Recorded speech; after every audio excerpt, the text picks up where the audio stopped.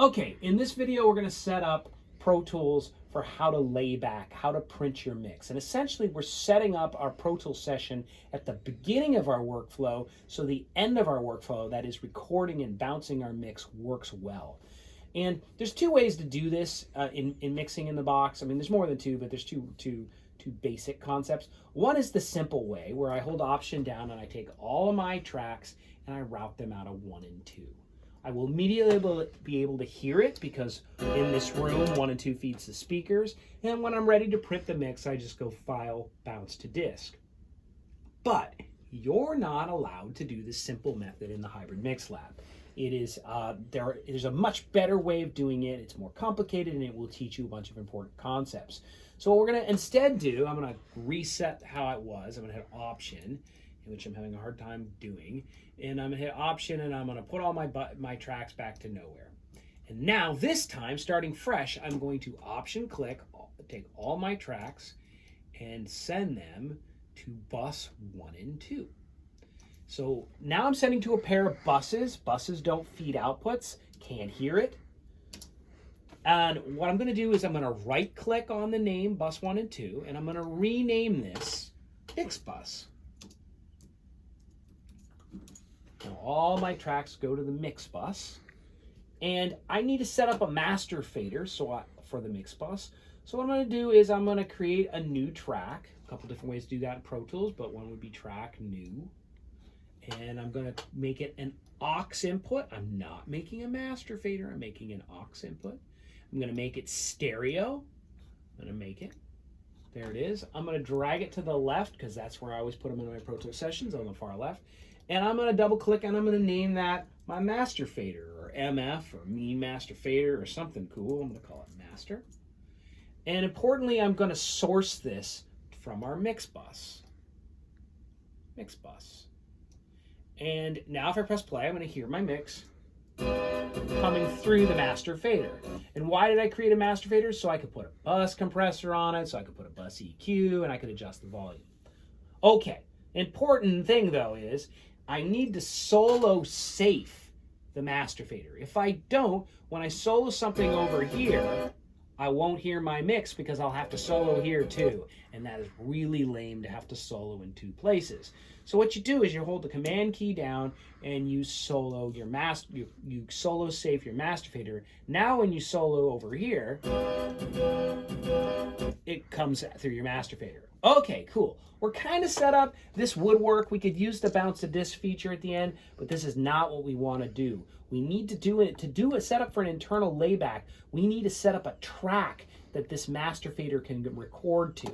So what we're going to do is we're going to route the master fader off. Oh yeah, it keeps moving on me. I don't like that. It keeps moving on me over and over and over again. Why? Then I'm going to route it to another pair of buses, in this case, bus 3 and 4. And I'm going to right click on that and name that print. Now, I need to make one more track. So I'm going to do Command Shift N for making a new track.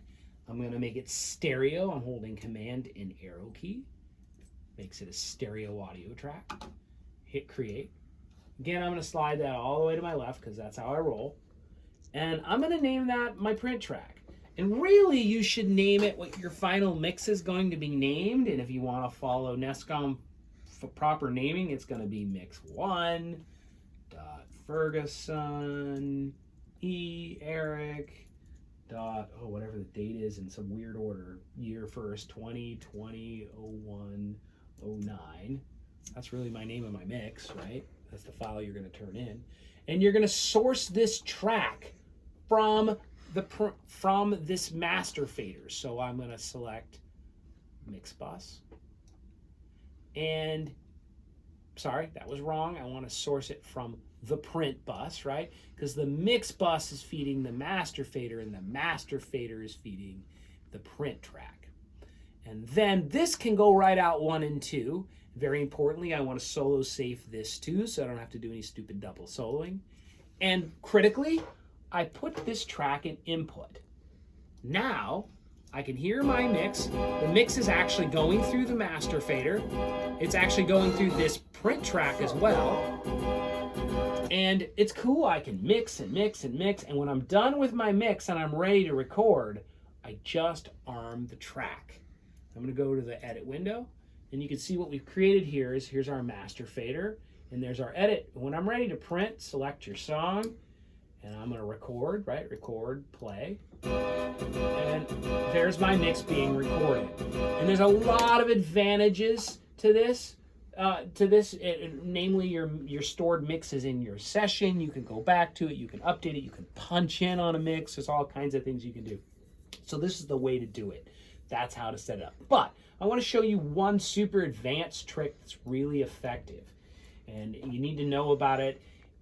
The problem with my system here is that if I go make a new track, you're like, hey, singer, go out into the live room and record. And I make a new track. Okay, I want to make a new vocal track.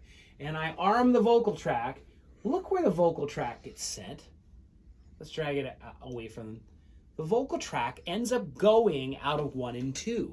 The vocal track skips the master fader. It skips the mix bus and goes right out 1 and 2. In fact, if you go and record the vocal on this track here, and then you try to print your mix, your vocal won't be on the mix because it skips the print track. This is a total bummer. You have to remember for every track you make to assign it to the mix bus. That's a really critical thing that can mess you up in mixing. Now there is a shortcut, and this is the advanced thing. For advanced people, go to your I/O, go to your output tab, and go, is it your, I think it's outputs, isn't it? It's around here somewhere, audition path. Oh, where did I do it? Oh, it's on the bus tab. Default output bus. This, save it to go make your mono automatically, any mono track you automatically make will route to the mix bus. And any stereo track you automatically make will route to the mix bus. So now, if you create a track, it will automatically go to the mix bus. So that's an advanced feature.